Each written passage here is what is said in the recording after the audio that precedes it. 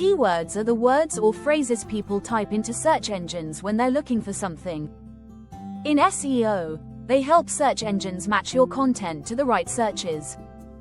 For example, if someone searches for electrician in Maidstone, Google looks for websites that include that phrase or similar terms. That's why it's important to use relevant keywords naturally in your content. But keywords aren't just about repeating phrases. Search engines also understand related terms and context, like rewiring, pack testing, or fuse box upgrades. This is called semantic search.